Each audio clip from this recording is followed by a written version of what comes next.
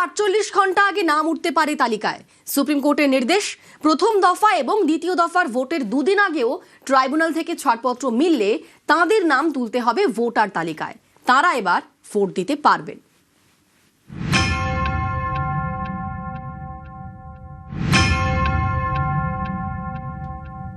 আজকে supreme court order দিয়েছেন, যাদের নাম আছে ট্রিব্যুনালে, মানে যারা অ্যাপ্লাই করেছেন, ফার্স্ট ফেজের ভোটার লিস্ট ওরা ডিক্লেয়ার করবে, সাপ্লিমেন্টারি লিস্ট 21 তারিখে, 23 তারিখের আগে। ওটা পেয়ে গেলে আমাদের বুথের সমস্ত কর্মীদের বলবো, আমাদের লিডারদের বিভিন্ন জায়গায়, যে তারা যেন রাতের মধ্যে ভোটার স্লিপ তৈরি করে বাড়ি বাড়ি পৌঁছে দেয়, যাতে ওরা ভোট দিতে পারে, যাদের নাম বাদ দিয়েছিল। 30 তারিখে যেটা লাস্ট ফেজ আছে, সেটাও দুদিন আগে 27 তারিখে বলেছে ওটা ট্রিব্যুনাল অ্যানাউন্স করবে। সুতরাং I am so happy and I am proud of my judiciary and এবং আমি নিজে কেস করেছিলাম, এটা আমার কেসের উপর। আজকে আমার থেকে খুশি আর কেউ নয়। সুপ্রিম কোর্টের নির্দেশ নির্বাচন কমিশনের বিষয়। এসআইআরটা তো আমরা করিনি, 12 রাজ্যে হয়েছে, পশ্চিমবঙ্গে হাঙ্গামা বেশি। এটা তো মানুষের মধ্যে বিভ্রান্তি, মানুষের মনের মধ্যে আক্রোশ তৈরি করবার জন্য তৃণমূল কংগ্রেস করেছে। আমরা সন্তুষ্ট নই। পুরনো ভোটার লিস্টেই ভোট করিয়ে নিন। মমতা বন্দ্যোপাধ্যায় যেভাবে ভোট চাইছেন সেভাবে ভোট করিয়ে নিন। তারপরেও তৃণমূল চতুর্থবারের জন্য ক্ষমতায় আসবে না। কয়েকদিন পরেই বিধানসভা ভোট, তার আগে ফের নজিরবিহীন ঘটনা। এসআইআর মামলায় বৃহস্পতিবার সুপ্রিম কোর্টের প্রধান বিচারপতির বেঞ্চ জানিয়ে দিল, ভোটের 48 ঘন্টা আগেও তালিকায় নাম উঠতে পারে। শীর্ষ আদালতের নির্দেশ, 21 এবং 27 তারিখের মধ্যে ট্রাইব্যুনাল ছাড়পত্র দিলে তারা ভোট দিতে পারবেন। তাদের নাম ভোটার তালিকায় যুক্ত করতে হবে। প্রথম দফার ভোটের আগে 21 তারিখ সাপ্লিমেন্টারি তালিকা প্রকাশ করতে হবে। দ্বিতীয় দফার ভোটের আগে 27 তারিখ তালিকা প্রকাশ করতে হবে কমিশনকে। সংবিধানের 142 নম্বর ধারা প্রয়োগ করে এই নির্দেশ। অর্থাৎ 21 এপ্রিলের মধ্যে ট্রাইব্যুনাল ছাড়পত্র দিলে 23 এপ্রিল প্রথম দফার ভোট দেওয়া যাবে এবং 27 এপ্রিলের মধ্যে ছাড়পত্র পেলে দেওয়া যাবে 29 এপ্রিল দ্বিতীয় দফার ভোট। 21 তারিখ পর্যন্ত যত অ্যাপিল ডিসাইড হবে, যদি ইনক্লুশন হয় সেগুলো অ্যাড হবে, এবং ওপাশে হচ্ছে 27 তারিখ সেকেন্ড ফেজে যতগুলো অ্যাপিল অ্যালাউ করবে, যাদের নাম তাদের নাম ইনক্লুড হবে। অর্থাৎ আমরা যা চেয়েছিলাম তা সেটা হলো। নিঃসন্দেহে পশ্চিমবঙ্গের ক্ষেত্রে যেভাবে লজিক্যাল ডিসক্রিপেন্সির নাম করে যেভাবে ভোটারের নাম কাটা হয়েছে, তো বেনজির। এসআইআর করে বিচারাধীন ছিলেন 60 লক্ষ, এর থেকে বাদ যায় 27 লক্ষের নাম। এই 27 লক্ষ আবেদন করতে পারেন ট্রাইব্যুনালে। যেমন ট্রাইব্যুনালে অ্যাপ্লিকেশন যাবে, ট্রাইব্যুনাল নিষ্পত্তি করবে। যার যেটা ছিল রিজেক্ট হয়েছিল অ্যাডজুডিকেশনে, যে ট্রাইব্যুনাল থেকে অ্যাকসেপ্ট হবে, ওদের নাম আমাদের তালিকার মধ্যে অন্তর্ভুক্ত হয়ে যাবে। 21 তারিখ পর্যন্ত যত ডিসপোজ হবে ওটা আমরা যোগ করে দেব।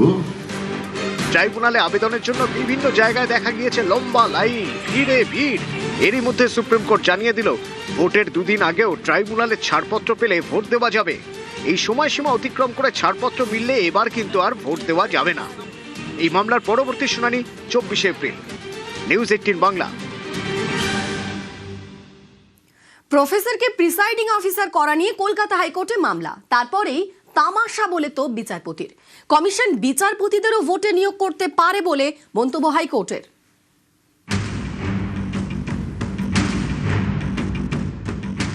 কলেজের প্রফেসরদের প্রিসাইডিং অফিসারের দায়িত্ব। নির্বাচন কমিশনের এই সিদ্ধান্তকে চ্যালেঞ্জ করে কলকাতা হাইকোর্টে মামলা করেন সহকারী অধ্যাপক রূপা বন্দ্যোপাধ্যায়। সেই মামলার শুনানিতে কমিশনকে তামাশা বলে তোপ বিচারপতির। কলকাতা হাইকোর্টের বিচারপতি কৃষ্ণা রাও বলেন, নির্বাচন কমিশন বিচারপতিদেরও ভোটের ডিউটিতে নিয়োগ করতে পারে। আমরাও ভোট কেন্দ্রে যেতে পারি, আমিও যেতে প্রস্তুত। এটা কোনো তামাশা নয়। কমিশন প্রতিবারই সমস্ত বিজ্ঞপ্তির পরিবর্তন করে। মামলাকারীর দাবি, 2010 সালে কমিশন বিজ্ঞপ্তি দিয়ে জানিয়েছিল, বিশেষ পরিস্থিতি ছাড়া প্রফেসরদের ভোটের দিন ডিউটিতে অর্থাৎ প্রিসাইডিং অফিসারের কাজে ব্যবহার করা যায় না। জেলা নির্বাচনী আধিকারিকের লিখিত নির্দেশ ছাড়াও তাঁদের প্রিসাইডিং অফিসারের কাজে ব্যবহার করা যায় না। এর পিছনেও যুক্তি রয়েছে। প্রফেসররা গ্রুপ এ ক্যাটেগরির সরকারি কর্মী। প্রিসাইডিং অফিসারকে কাজ করতে হয় বিডিওর অধীনে। কোনো কলেজের প্রফেসরের পদমর্যাদা বিডিওর থেকে বেশি হয়। মামলাকারীর অভিযোগ, কমিশন নিজের দেওয়া বিজ্ঞপ্তি মানছে না। ইলেকশন কমিশন নিজের যে সার্কুলার, সেই সার্কুলার মেনে কাজ করছে না। আমরা যারা এ গ্রুপ র্যাঙ্কের অফিসার, তাদেরকে প্রিসাইডিং অফিসারের দায়িত্ব দেওয়া হচ্ছে। ইলেকশন কমিশন যে সার্কুলার নিজেরাই ইস্যু করেছিল, যেখানে দায়িত্ব ছিল রিটার্নিং অফিসারের একটা বেঞ্চমার্ক ফিক্স করা, সেটা মেনে এবং তাদের প্রত্যেকের র্যাঙ্ক মেনে কাজ দেওয়া, সেটাকে তারা ভায়োলেট করছে। আপনি এতদিন ধরে মাইক্রো অবজারভারের ট্রেনিং করালেন, অথচ শেষ মুহূর্তে এসে বলছেন যে আপনার প্রিজাইডিং অফিসার হতে হবে। এদিন শুনানিতে নির্বাচন কমিশনের আইনজীবী অনামিকা পান্ডে জানান, আমাদের নিরপেক্ষ এবং স্বাধীন লোক প্রয়োজন। 2010 সালের বিজ্ঞপ্তি অনুযায়ী এর আগে হাইকোর্টে হওয়া অধ্যাপকদের নানা আবেদন খারিজ করা হয়েছে। একাধিক কলেজের সহকারী অধ্যাপকরা মাইক্রো অবজারভার পদের জন্য আবেদন করেছিলেন, তাদের প্রিজাইডিং অফিসারের দায়িত্ব দেওয়া হয়েছিল। তখন কলকাতা হাইকোর্টের বিচারপতি বলেন, নির্বাচন কমিশন কোনো স্পষ্ট বিজ্ঞপ্তি দিচ্ছে না। কমিশনের আইনজীবী জানান, এই মুহূর্তে পশ্চিমবঙ্গে নতুন পোলিং অফিসার এবং প্রিজাইডিং অফিসার নিয়োগ করার মতো অবস্থানে নেই কমিশন। প্রতিটি জেলায় 100 জনেরও বেশি অফিসারকে দায়িত্ব দেওয়া হয়েছে। আদালত হস্তক্ষেপ করলে নির্বাচন থেমে যাবে। ইলেকশন কমিশন শুরু থেকেই আমরা বুঝতে পারছি একেবারে খেয়াল খুশি মতো কাজ করছে, কোনো আইনের তোয়াক্কা না করে, সাংবিধানিক ক্ষমতা ব্যবহার করে নিজেদের সার্কুলারকেও মানছে না। শুক্রবার হাইকোর্টে পরবর্তী শুনানি। কমিশনের পরপর বিভিন্ন ধরনের বিজ্ঞপ্তি, নির্দেশিকা এবং সেই নির্দেশিকা মেনে কাজ করা বা না করা বা আইন মেনে করা না করা নিয়ে সরব হলেন খোদ বিচারপতি কৃষ্ণা রাও। একই সঙ্গে বিচারপতি কমিশনের সাবমিশনে কার্যত ঠাট্টাচ্ছলে এই মন্তব্য করে বসলেন, প্রয়োজনে কমিশন চাইলে তিনিও ভোটের প্রিজাইডিং অফিসারের ডিউটি করতে রাজি। ক্যামেরা দীপঙ্করের সঙ্গে Arnab Hazra, news 18 Bangla, Kolkata. News flash নিবেদন করছে সাফেদ ডিটারজেন্ট পাউডার। সাফেদ 500 গ্রাম মাত্র 40 টাকায়। अक्कड़ बक्कड़ बम्बे बो। বাড়িতে কোন টিএমটি লাগিয়েছো? মাইথন স্টিল। তোমার উপর ট্রাস্ট করতে পারি। ওকে। স্ট্রং মানে মাইথন স্টিল।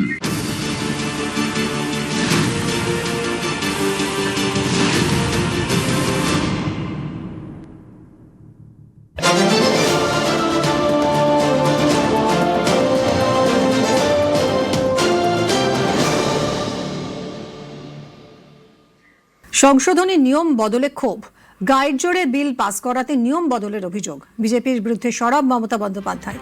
এডিটরিস্ট বিশ্ব মজুমদারের সঙ্গে এক্সক্লুসিভ সাক্ষাৎকার।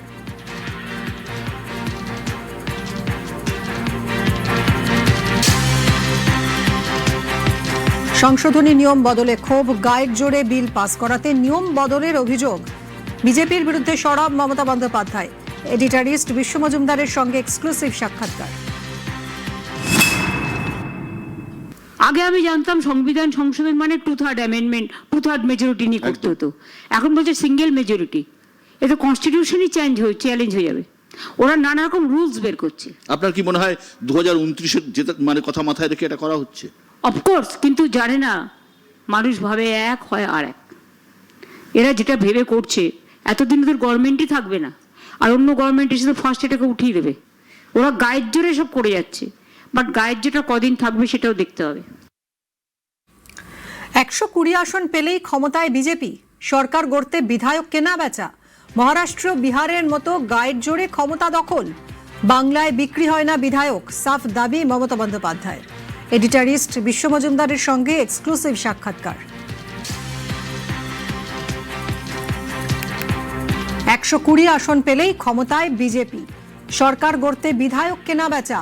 মহারাষ্ট্র, বিহারের মতো গাইড জোরে ক্ষমতা দখল। বাংলায় বিক্রি হয় না বিধায়ক, সাফ দাবি মমতা বন্দ্যোপাধ্যায়।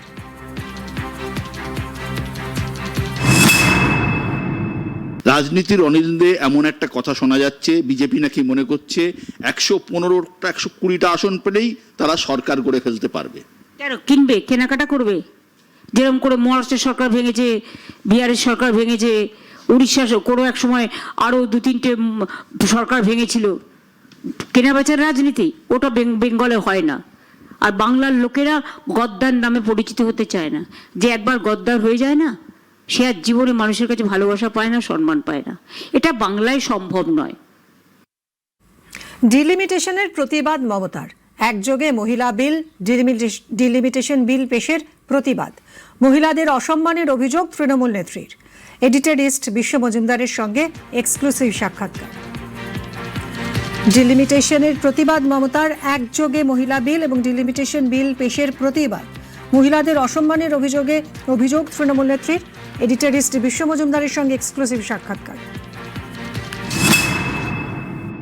মহিলা বিল হচ্ছে আলাদা বিল, এটা আগেই পাশ হয়ে গেছে, এবং এই বিলের সাথে ডিলিমিটেশন নিয়ে আসা এটা মা বোনেদের অসম্মান করা। আমি মনে করি মহিলা বিল আলাদা আনা উচিত এবং ডিলিমিটেশন বিল আলাদা। তার কারণ মহিলা বিলের সাথে ডিলিমিটেশনের কোনো সম্পর্ক নেই। ওরা বলছে 541 সিটের জায়গায় 850 করবে, মানে নিজেদের ইচ্ছে মতন, মানে টুকরো টুকরো টুকরো টুকরো টুকরো টুকরো গ্যাং বলছে না, ওই দেশটাকে টুকরো টুকরো টুকরো টুকরো টুকরো টুকরো করবে, করে ওদের ক্ষমতায় আসতে হবে। তার মানে ওরা যে হেরে গেছে এবং মানুষ যাদের বিরুদ্ধে এটা থেকে প্রমাণ হয়ে যাচ্ছে। আমরা তো ডিলিমিটেশনের বিরোধিতা করব।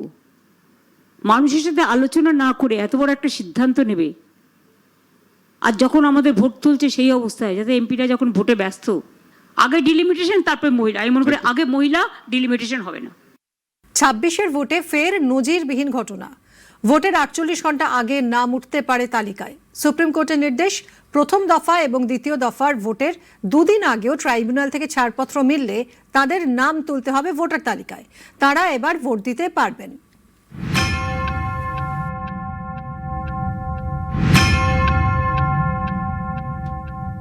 আজকে সুপ্রিম কোর্ট অর্ডার দিয়েছেন, যাদের নাম আছে ট্রিব্যুনালে, মানে যারা অ্যাপ্লাই করেছেন, ফার্স্ট ফেজের ভোটার লিস্ট ওরা ডিক্লেয়ার করবে, সাপ্লিমেন্টারি লিস্ট 21 তারিখে, 23 তারিখের আগে। ওটা পেয়ে গেলে আমাদের বুথের সমস্ত কর্মীদের বলবো, আমাদের লিডারদের বিভিন্ন জায়গায়, যে তারা যেন রাতের মধ্যে ভোটার স্লিপ তৈরি করে বাড়ি বাড়ি পৌঁছে দেয়, যাতে ওরা ভোট দিতে পারে, যাদের নাম বাদ দিয়েছিল। 30 তারিখে যেটা লাস্ট ফেজ আছে, সেটাও দুদিন আগে 27 তারিখে বলেছে ওটা ট্রিব্যুনাল অ্যানাউন্স করবে। সুতরাং I am so happy and I am proud of my judiciary and এবং আমি নিজে কেস করেছিলাম, এটা আমার কেসের উপর। আজকে আমার থেকে খুশি আর কেউ নয়। সুপ্রিম কোর্টের নির্দেশ নির্বাচন কমিশনের বিষয়। এসআইআরটা তো আমরা করিনি, 12 রাজ্যে হয়েছে, পশ্চিমবঙ্গে হাঙ্গামা বেশি। এটা তো মানুষের মধ্যে বিভ্রান্তি, মানুষের মনের মধ্যে আক্রোশ তৈরি করবার জন্য তৃণমূল কংগ্রেস করেছে। আমরা সন্তুষ্ট নই। পুরনো ভোটার লিস্টেই ভোট করিয়ে নিন। মমতা বন্দ্যোপাধ্যায় যেভাবে ভোট চাইছেন সেভাবে ভোট করিয়ে নিন। তারপরেও তৃণমূল চতুর্থবারের জন্য ক্ষমতায় আসবে না।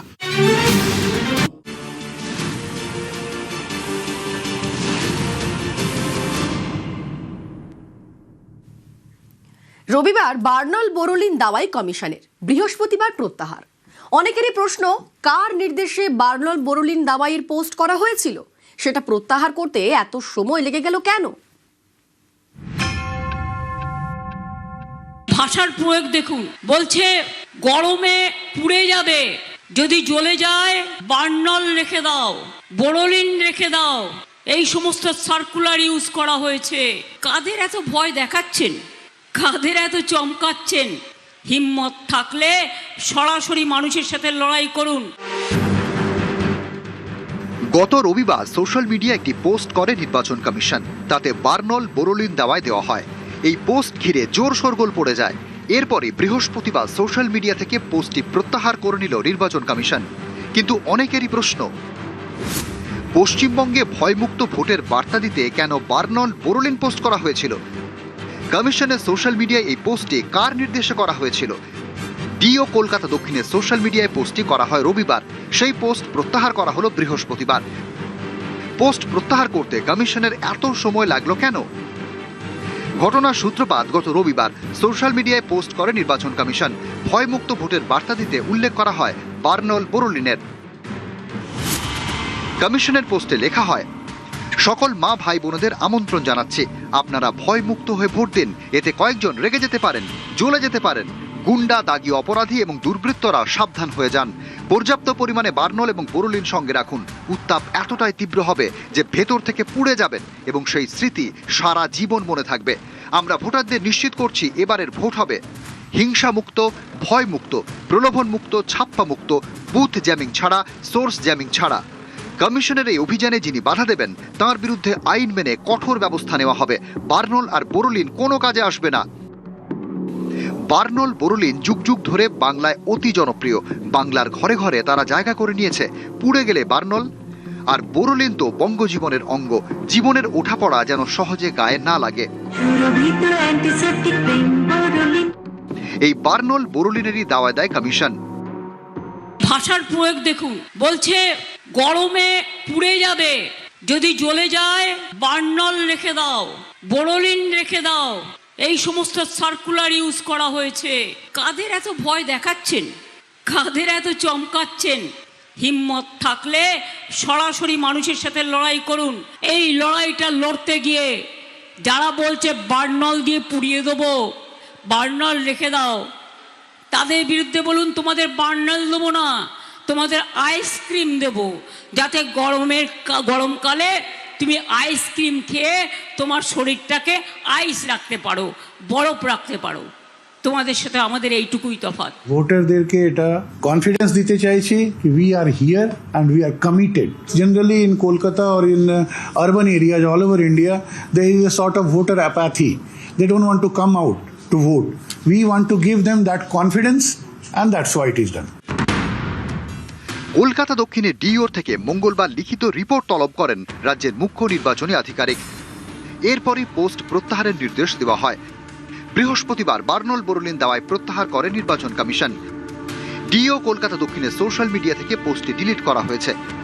নির্বাচন কমিশনের পক্ষ থেকে সতর্ক করে দেওয়া হয়েছে ডিও কলকাতা দক্ষিণকে। ডিওর বক্তব্য, কোনো ভোটারের আবেগে আঘাত আনা উদ্দেশ্য ছিল না। কিন্তু অনেকেরই প্রশ্ন, কার নির্দেশে কমিশন এভাবে বার্নল বোরোলিন দাওয়ায়ের বার্তা দিয়েছিল এবং সেটা প্রত্যাহার করতে এত সময় লাগলো কেন? নিউজ 18 বাংলা। কমিশনের বার্নল বোরোলিন দাওয়াইয়ের পাল্টা আইসক্রিম পরামর্শ তৃণমূল নেত্রীর। গণতন্ত্র বিরোধী সরকার, কেন্দ্রকে তুলোধনা মমতা বন্দ্যোপাধ্যায়ের। নজিরবিহীনভাবে প্রতিহিংসা পরায়ণ বলেও তো এডিটরিস্ট বিশ্ব মজুমদারের সঙ্গে এক্সক্লুসিভ সাক্ষাৎকার। এই যে নির্বাচনী আধিকারিক যেভাবে এই ধরনের কমেন্টস করছেন, বার্নল বোরোলিন আইসক্রিম, আপনার প্রধান প্রতিপক্ষ কি? এবার আমি বার্নল বোরোলিন বলিনি, ওটা ওরা বলেছে, আমি বলেছি আইসক্রিম দিয়ে ঠান্ডা করে দেবো। আমি সেটাই তো বলছি, আমি যে আইসক্রিম খান গরমে ঠান্ডা হবে। বড্ড অত্যাচার করছে, স্বৈরাচারীর একটা লিমিট আছে। আমি 7-7 বার এমপি হয়েছি, 3 বার বাংলা থেকে মানুষ জিতিয়েছে, আর একবারও আমি আশা করি জিতবো। তো আমার জীবনের দীর্ঘদিন আমি সংসদ পেরিয়ে এসেছি, আমি অনেক প্রাইম মিনিস্টার দেখেছি, অনেক গভর্নমেন্ট উত্থান পতন দেখেছি। এইরকম একটা ভিন্ডিকটিভ গভর্নমেন্ট, মানে মানুষ বিরোধী গভর্নমেন্ট, গণতন্ত্র বিরোধী গভর্নমেন্ট, ভাগাভাগি গভর্নমেন্ট, দেশ মানে নিজেদের স্বার্থে যা ইচ্ছা করতে পারে। সংশোধনী নিয়ম বদলে ক্ষোভ, গায়ের জোরে বিল পাশ করাতে নিয়ম বদলের অভিযোগ। বিজেপির বিরুদ্ধে সরব মমতা বন্দ্যোপাধ্যায়। এডিটরিস্ট বিশ্ব মজুমদারের সঙ্গে এক্সক্লুসিভ সাক্ষাৎকার। আগে আমি জানতাম সংবিধান সংশোধন মানে 2/3 অ্যামেন্ডমেন্ট, 2/3 মেজরিটি নিয়ে করতে হতো। এখন বলছে সিঙ্গেল মেজরিটি। এ তো কনস্টিটিউশনই চ্যালেঞ্জ হয়ে যাবে। ওরা নানা রকম রুলস বের করছে। আপনার কি মনে হয় 2029-এর যেটা মানে কথা মাথায় রেখে এটা করা হচ্ছে? অফকোর্স, কিন্তু জানে না মানুষ ভাবে এক হয় আর এক। এরা যেটা ভেবে করছে, এতদিন ওদের গভর্নমেন্টই থাকবে না, আর অন্য গভর্নমেন্ট এসে তো ফার্স্ট এটাকে উঠিয়ে দেবে। ওরা গায়ের জোরে সব করে যাচ্ছে, বাট গায়ের জোরটা কদিন থাকবে সেটাও দেখতে হবে। ডিলিমিটেশন প্রতিবাদ মমতার। একযোগে মহিলা বিল, ডিলিমিটেশন বিল পেশের প্রতিবাদ, মহিলাদের অসম্মানের অভিযোগ তৃণমূল নেত্রীর। এডিটরিস্ট বিশ্ব মজুমদারের সঙ্গে এক্সক্লুসিভ সাক্ষাৎকার। মহিলা বিল হচ্ছে আলাদা বিল, এটা আগেই পাশ হয়ে গেছে, এবং এই বিলের সাথে ডিলিমিটেশন নিয়ে আসা এটা মা বোনেদের অসম্মান করা। আমি মনে করি মহিলা বিল আলাদা আনা উচিত এবং ডিলিমিটেশন বিল আলাদা। তার কারণ মহিলা বিলের সাথে ডিলিমিটেশনের কোনো সম্পর্ক নেই। ওরা বলছে 541 সিটের জায়গায় 850 করবে, মানে নিজেদের ইচ্ছে মতন, মানে টুকরো টুকরো টুকরো টুকরো টুকরো টুকরো গ্যাং বলছে না, ওই দেশটাকে টুকরো টুকরো টুকরো টুকরো টুকরো টুকরো করবে, করে ওদের ক্ষমতায় আসতে হবে। তার মানে ওরা যে হেরে গেছে এবং মানুষ যাদের বিরুদ্ধে এটা থেকে প্রমাণ হয়ে যাচ্ছে। আমরা তো ডিলিমিটেশনের বিরোধিতা করব। মানুষের সাথে আলোচনা না করে এত বড় একটা সিদ্ধান্ত নেবে, আর যখন আমাদের ভোট তুলছে সেই অবস্থায়, যাতে এমপিরা যখন ভোটে ব্যস্ত, আগে ডিলিমিটেশন তারপরে মহিলা। আমি মনে করি আগে মহিলা, ডিলিমিটেশন হবে না। 120 আসন পেলেই ক্ষমতায় বিজেপি, সরকার গড়তে বিধায়ক কেনাবেচা। মহারাষ্ট্র, বিহারের মতো গায়ের জোরে ক্ষমতা দখল, বাংলায় বিক্রি হয় না বিধায়ক, সাফ দাবি মমতা বন্দ্যোপাধ্যায়। এডিটরিস্ট বিশ্ব মজুমদারের সঙ্গে এক্সক্লুসিভ সাক্ষাৎকার। রাজনীতির অনিন্দে এমন একটা কথা শোনা যাচ্ছে, বিজেপি নাকি মনে করছে 115টা 120টা আসন পেলেই তারা সরকার গড়ে ফেলতে পারবে। কেন কিনবে? কেনাকাটা করবে, যেরকম করে মহারাষ্ট্রের সরকার ভেঙেছে, বিহারের সরকার ভেঙেছে, উড়িষ্যার কোনো এক সময় আরও 2-3টে সরকার ভেঙেছিল। কেনাবেচার রাজনীতি ওটা বেঙ্গলে হয় না। আর বাংলার লোকেরা গদ্দার নামে পরিচিত হতে চায় না। যে একবার গদ্দার হয়ে যায় না, সে আর জীবনে মানুষের কাছে ভালোবাসা পায় না, সম্মান পায় না। এটা বাংলায় সম্ভব নয়। ফের রাজ্যপাল সংঘাত, রবির পরিবর্তন মন্তব্যে বিতর্ক। রাজ্যপাল বিজেপি আঁতাতের অভিযোগ মমতার, লোকভবনে বাক্স ঢোকার অভিযোগ তৃণমূল নেত্রীর। এডিটরিস্ট বিশ্ব মজুমদারের সঙ্গে এক্সক্লুসিভ সাক্ষাৎকার। আমার তো মনে হচ্ছে উনি বিজেপি স্পোক্সপারসনের মতো কথা বলছেন। রাজ্যপালের চেয়ারটা হচ্ছে নমিনেটেড রেসপেক্টেড চেয়ার। ওনার এই ধরনের বিবৃতি দেওয়ার কোনো অথরিটি নেই। উনি এটাই তামিলনাড়ুতে করে এসেছেন। এবার নতুন রাজ্যপালের সাথে আবার একটা সংঘাতের পর্ব। না না, আমার সাথে সংঘাত করার তো কোনো ব্যাপার হয়নি। তার কারণ আমি অনেক কিছু জানি যে লাট সাহেবের বাড়ি থেকে বিজেপির সব কিছু ডিস্ট্রিবিউশন হচ্ছে এবং উইদাউট চেকিংয়ে লোক ঢুকে যাচ্ছে বাক্স নিয়ে অ্যাটাচি নিয়ে। সেগুলোতে কী আছে? আমি যদি কোয়েশ্চেনটা ছুড়ে দিই, আমার কাছে ছবি আছে। আমি একটা সৌজন্যতার সীমারেখা মেনটেন করি। উনি যদি করতেন তাহলে আমি কিছু বলতাম না, কিন্তু উনি যখন সীমা লঙ্ঘন করেছেন, মানুষ জবাব দেবে।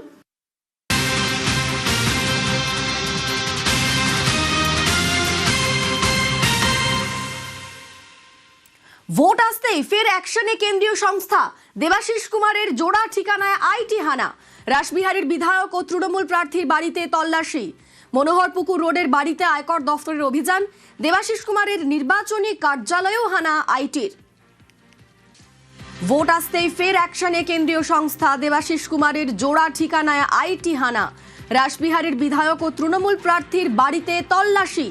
মনোহরপুকুর রোডের বাড়িতে আয়কর দফতরের অভিযান। দেবাশিস কুমারের নির্বাচনী কার্যালয়, সেখানেও হানা আইটির।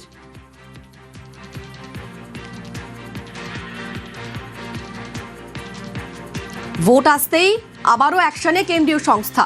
দেবাশিস কুমারের জোড়া ঠিকানায় আইটি হানা। আমাদের সঙ্গে এই মুহূর্তে সরাসরি রয়েছেন প্রতিনিধি সুদীপ্ত। সুদীপ্ত, কি কারণে আইটি হানা এবং এখনো পর্যন্ত ঠিক কি আপডেট পাচ্ছি আমরা?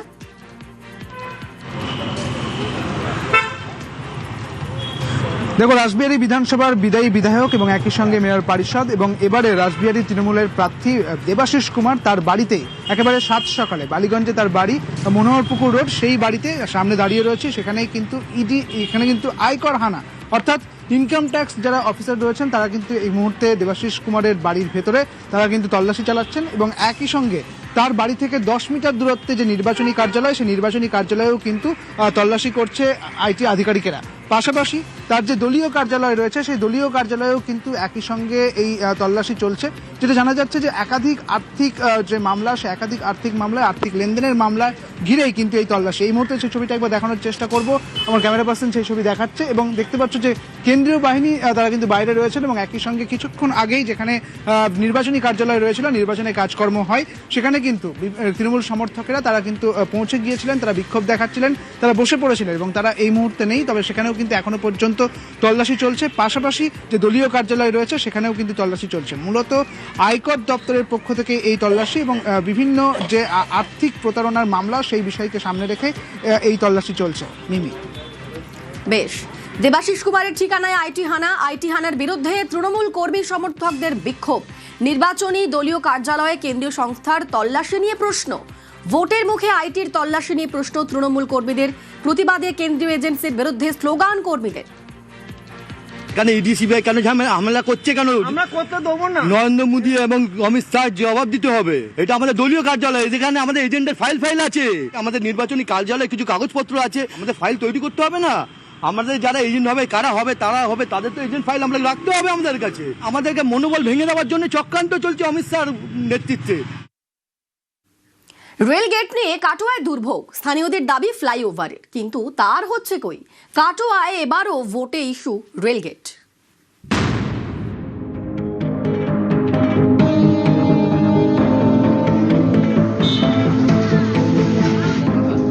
পূর্ব বর্ধমানের কাটোয়া, এই শহরে ঢোকার মুখে রয়েছে 22 নম্বর রেলগেট। এই রেলগেট নিয়ে ভোগান্তির এক শেষ, যা এখানকার ভোটে অন্যতম ইস্যু। কাটোয়া রেলগেট সারাদিনই পড়ে থাকে, তা পেশেন্ট নিয়ে গেলে পেশেন্ট তো এখানে মারাও যাচ্ছে, সব যাচ্ছে। তাই এবছর আমাদের একটাই দাবি, এবছর আমাদেরকে রেলগেটের মুক্তি ঝামেলা মেটাতে হবে, একটা উড়ালপুল করে দিতেই হবে, কারণ সারাদিনই রেলগেট পড়ে থাকে। হাওড়া কাটোয়া রুটে গুরুত্বপূর্ণ স্টেশন কাটোয়া। কাটোয়া স্টেশনের কাছে 22 নম্বর রেলগেট। এই রেলগেটের একদিকে গ্রাম, আরেক দিকে কাটোয়া শহর। সেখানে স্কুল, কলেজ, আদালত, সরকারি হাসপাতাল। পূর্ব বর্ধমানের পাশের জেলা বীরভূম এবং মুর্শিদাবাদ, এই দুই জেলা থেকে রোজ বহু রোগী কাটোয়া হাসপাতালে ডাক্তার দেখান। তাদের কাটোয়া শহরে ঢুকতে হলে পেরোতে হয় এই রেলগেট।